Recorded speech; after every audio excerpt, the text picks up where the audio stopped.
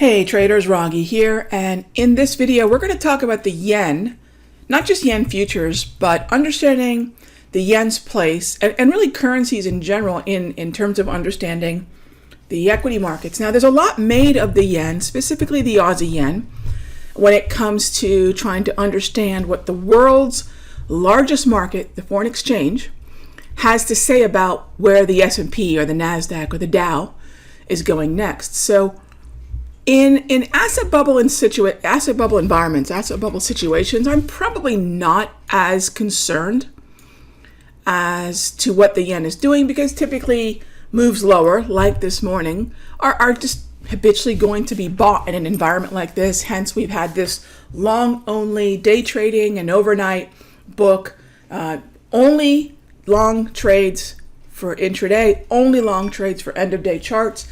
And consistently, you really want to see yen weakness. So now what about the other currencies? That's often a very hot topic, right? So I've got the weakest currency here on the right side. This is the weak side. This is the strong side.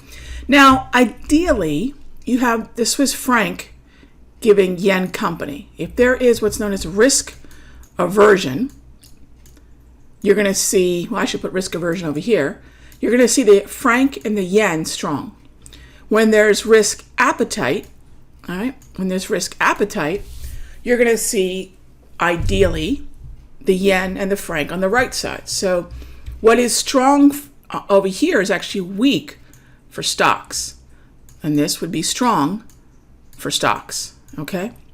That's the typical relationship. Now, there are many things that could affect a currency on a particular day that might have nothing to do with equities, but think about it this way: it's all about flow.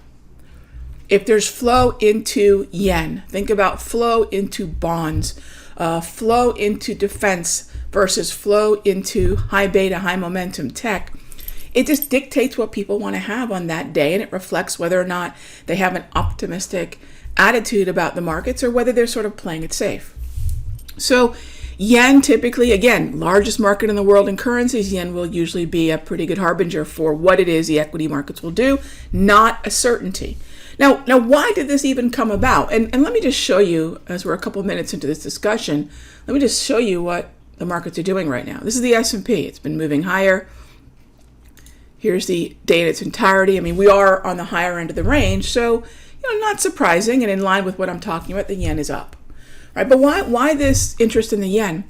So the yen has historically been the currency with the central bank that has the lowest yield or lowest interest rate. Okay, it's really the same thing. To borrow currency from the Bank of Japan is the most inexpensive of the major currencies in the major central banks.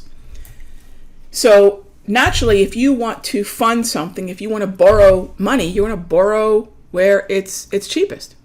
So the yen becomes funding currency. The yen becomes popular to sell or borrow yen to buy what you would anticipate would be higher yielding assets. Now, the secondary conversation becomes the Aussie yen. Now, there's a lot made of the Aussie yen, and depending upon the relationship between the two central banks, or really specifically the interest rate differential between the two central banks, this conversation is kind of more or less relevant. Right now, it's less relevant. It's habitually relevant. In other words, people are told Aussie yen is important, and so they continue to sort of look that way. There's a certain interest in Aussie strength when there's risk appetite, meaning stronger stocks, because commodity dollars, like the Aussie, like the New Zealand dollar, and the Canadian dollar, will benefit from stronger economies, because they're all economies that rely on exporting, or a big part of their economy relies on exporting goods. So that relationship of weak yen and strong Kiwi, strong Loonie, strong Aussie is not unusual. But really, the fact that the Aussie yen specifically is so popular or talked about in this way is historically, right? Not right now, but historically, the interest rate of the Reserve Bank of Australia, the RBA, is far higher than the interest rate from the BOJ. So the carry trade becomes important. If you can buy Aussie by shorting or selling yen, right, or borrowing yen, however you want to conceptualize it, You benefit from the interest rate differential from the usual higher interest rate out of the RBA and the lower interest rate out of the Bank of Japan. That carry trade is capitalizing on a percentage. If the yen is weak, like it is right now, and it's 3:30 in the afternoon, okay? And so see for yourself how this plays out. Again, don't make too much out of Aussie yen. Just look at the yen on its own. Now, if the com dolls are together and usually on the strong side, that's great. That's going to be just that much clearer. That's much more indicative of risk appetite, strong stocks, right? So I would anticipate continued strength into the close, not because of the yen alone, but that certainly is one of the clues. Again, flows in the largest market in the world, okay? Hope that's interesting. Hope that helps. It's another clue. It's another cue to understand the markets. Right now, again, we're in an asset bubble, but I don't want you developing only asset bubble habits. We'll talk about some of these things that will become increasingly relevant as some of the asset bubble and the euphoria starts to maybe level off. Sort of good old-fashioned internals, and that to me, yen is an internal to me. These good old-fashioned internals like yen, Australian dollar, bonds are going to become important, right? Okay, so I hope that makes something you can start to hang your hat on to understand what markets will do. Take a glance at it on a regular basis, and let it help you make decisions about what direction you think the markets are most likely to go. All right, hope that helps.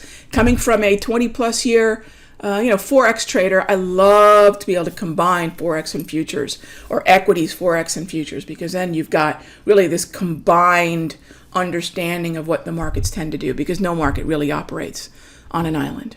All right, gang.